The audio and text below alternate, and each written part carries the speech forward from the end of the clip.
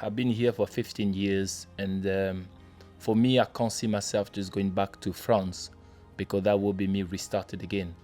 I'm going to be 40 years old, so restarted at 40 years, it's a hard thing to do. So for me here is I'm home, I'm happy, I'm pleased here. Everything I need is quite here, except the weather. But apart from that, I always say Edinburgh is a lively town, but it's got periods. So the festival arrives, everybody's happy, alive, and then boom, the festival disappears. We arrive about September and nothing's going on. And October, and you're looking forward, what do I need to look forward for? And you look like, oh, Halloween. So now your spirit just go up again, and you're like, yes, Halloween is here. And Halloween disappear. You're like, oh God, what am I doing now? Oh, Christmas. Oh yeah, Christmas again. It's always a kind of like a wave where your spirits go very high, and when the festival or Halloween or December finish, you have a big drop. I only have a racial comment. Once I was in Scotland, me and two of my friends was walking down the road. When I turned around, it was about 6-7 of them. And I said to him, basically, listen, don't be ignorant. What are you saying that for? What is your point? What are you trying to get at? He couldn't answer me. He didn't know. And that's why I say I don't know if it was the alcohol, the drug, but he couldn't answer me. What make you say that word? Just tell me. I think as a black person, I militate every day. I don't need one thing to happen. For me, that's why I always think if you want to change something, have to be through education and knowledge. So if you educate somebody, you educate his kids educate his kids. I come from a really, really racist country. France is a very racist country. So I know about racism, but I don't think it's the same racism than in England. In England is more, I would say, hypocritical. You always find out the truth when the person have a bit of drink. That's when you find out the truth. So since COVID, it's been very strange. With my job, we keep working as everything is normal, but the customer reacting in a different way. We're becoming a kind of like a strangers to them, or kind of a disease. People who actually bring in the disease, because we don't have any interaction anymore with them. They will be receiving us at the porch, or they will just shout from the windows, can you drop the stuff there? And so it's a bit sad. It's a bit like it becoming I don't know how the word in English, but in French we would say in a zone interdit, which is something you can't go. It's forbidden to go. So it's strange to live. Even now, we're still in the middle of the COVID, but it still feel like something is not right. I'm a Glasgow girl gone bad. I'm a defector. I'm supposed to hate Edinburgh in my very DNA, but I love it here. I mean, who wouldn't? I'm always irresistibly drawn to the shore, because this is Scotland's arrivals and departures lounge. Over there, they hanged the pirates after the biggest pirate trial in UK history, actually. 13 of them.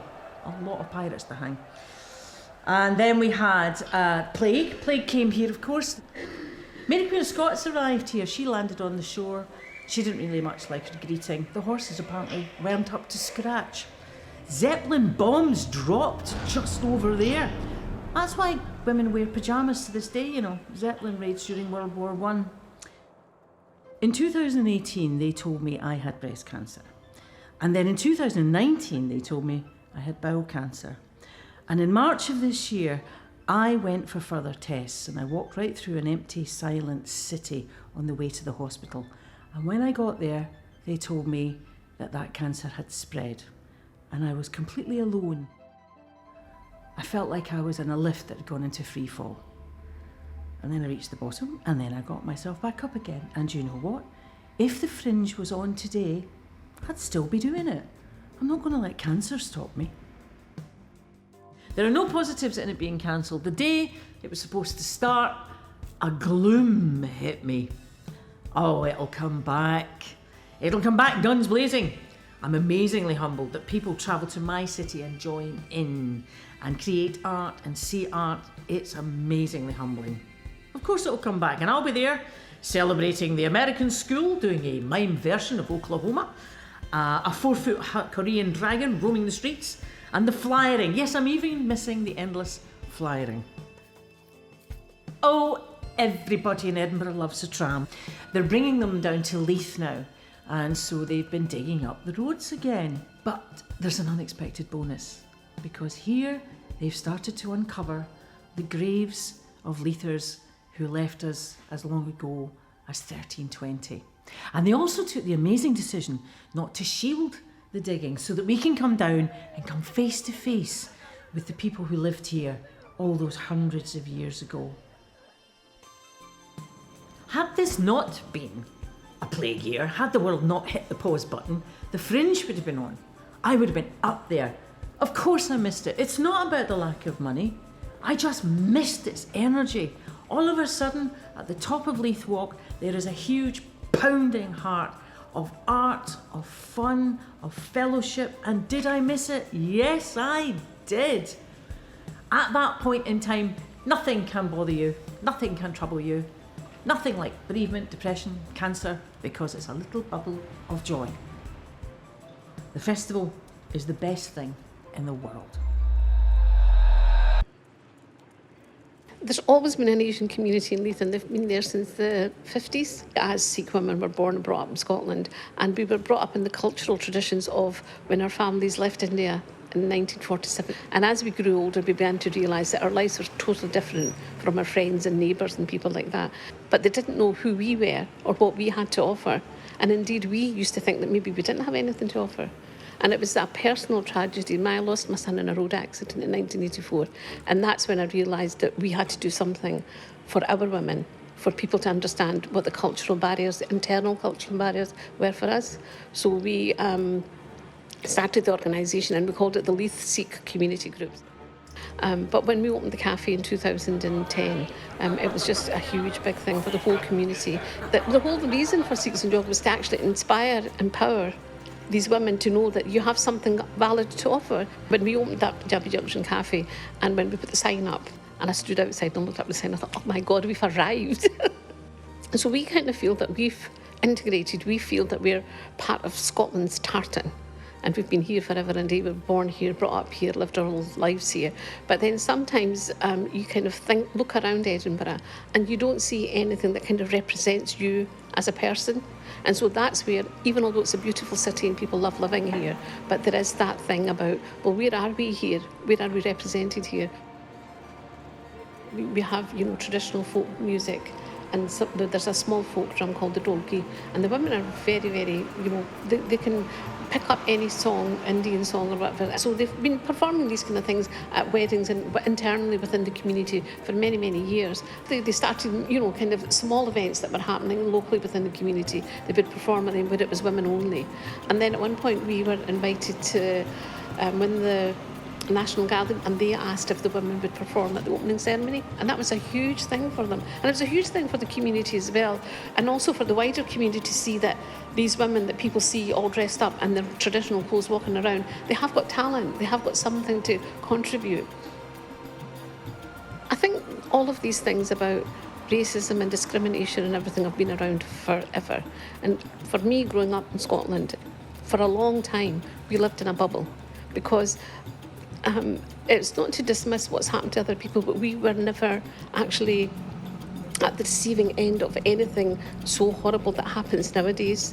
But then gradually, as you get older, then you begin to see the differences. And then when this thing happened about Black Lives Matter, what I was surprised with was how much it affected a lot of younger people over here. It's really made me think about things properly, and it's very concerning.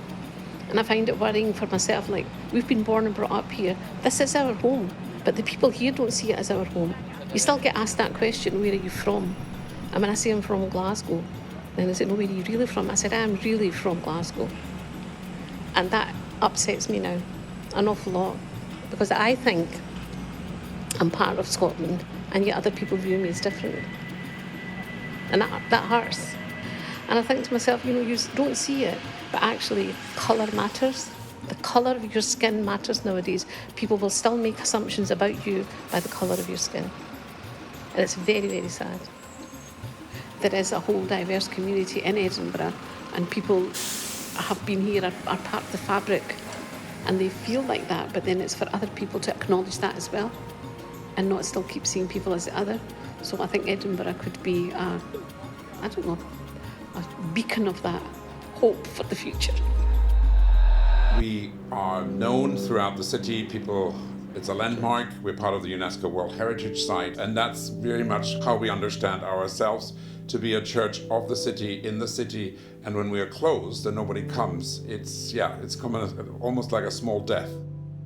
I was a student in Edinburgh in the 90s and enjoyed the festival season, and it was a really important way for me to interact with my own identity, with my own sexuality. Now, Edinburgh has a bit of a reputation of sometimes just being a bit stand-up-ish, and I suspect that comes from its long association with being a very well-educated city. But the festival turns that all around when it blows it apart, and all of a sudden we have people coming in from around the world, people from all kinds of levels, and people in Edinburgh open their doors. And so we have people, all of a sudden this fairly small city connected to the world in all aspects, ethnically, religiously, gender identities, sexuality, and all of that. And I think it allows people to really come to their own and really understand who they are.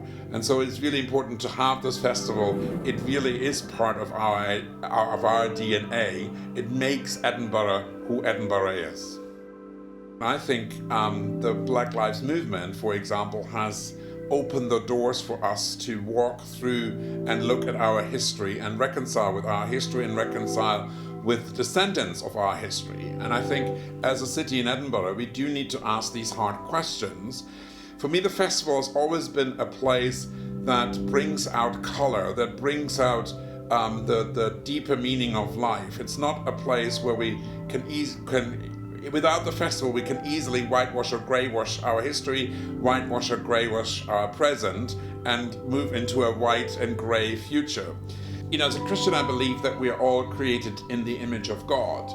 And so each face reflects back God and me. Diversity is intrinsic to how God created this planet and this creation. And I think without a festival, we do lack color in our life. We do lack opportunities to celebrate that diversity.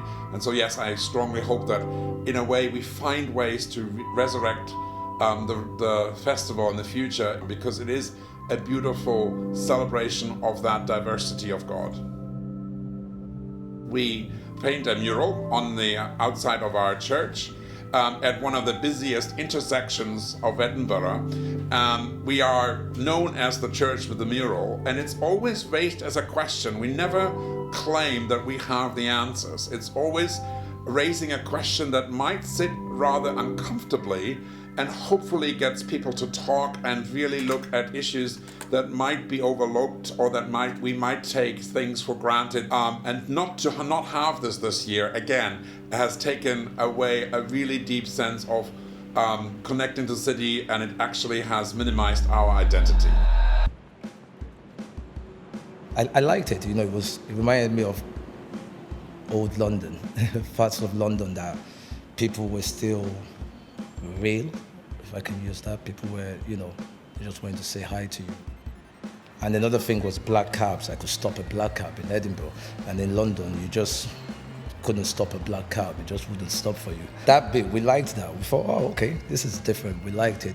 It is home here. And then I've got two daughters that were born here. I would say Edinburgh is home. I would say London is home. Obviously, I would say Nigeria is home. That's where my parents are from, where I'm from. So yeah. So after the lockdown, when the lockdown started, I think maybe for a week, give or take 2 weeks, just like I'm sure nearly everyone else, you felt down or lost, water just dried up, things like that. That sudden change. And I remember telling myself that if there's one thing you should keep doing, just keep shooting, keep taking pictures of whatever it is, just take pictures, and then whenever I went for a walk, because everyone started walking, I started noticing rainbows on all the windows, So I started taking pictures of all the rainbows, and maybe every 2 days, I would just walk all around Edinburgh and just snap and snap. I probably took about maybe 600 images of rainbows. I was in the zone already of taking images, you know, of being a photographer.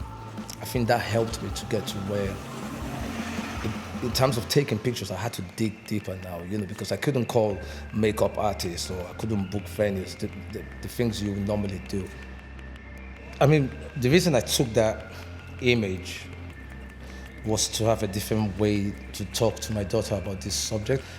Because when I came back to London, I never heard racism from my mom and dad. And they lived here in the 60s. They never told us any stories. Not that I'm saying what they did was wrong, but when I first came back, I was 17 years old. And it took me about 2 to 3 years to understand racism. Like I'd never even heard the word before. So so whenever anything happened to me, and I'll be telling my cousins, like, oh, guess what? I was on the bus, and this guy was angry with me. I don't know why he was angry. I'll just be telling the story, and they'll be like, oh, you shouldn't have said that. And I'll be like, what do you mean? That's racism. What's racism? And it took me that long to understand it. So I knew I would have that conversation with my children, because me and my parents never had it. So on the day when the George Floyd incident happened, I spoke to my daughter about it, just briefly, and then the following day, I just felt like I wanted to make a post about it. But I didn't want to use his images. I don't know why, I just didn't want to use his images. So I actually remember saying to myself, you call yourself a photographer, you should have something, you know. So I thought about it, what have I got that I can use? And then within the same instance, I just thought, oh, why don't you create something? So I went to her bedroom and I said, do you remember the conversation we had yesterday? And she said, yes. And I went, do you want to create something with me about it? And straight away she just said yes. I was punching the air, she didn't see that. So I took it, we went to the kitchen, because that was shot in the kitchen. We've got a black fridge. So I placed her in front of the fridge, and then we went, okay, so I went to what we're trying to do here is I can't breathe, because that word, I've heard it, not word, that, what's the word I'm looking for? Phrase, as I've heard it, you know, it resonates. And so I showed her one, I think I showed her that one. Somehow I just thought about pain or fear or loneliness, and I thought maybe that will. And then I looked at it and I thought, that's it, done, this is it.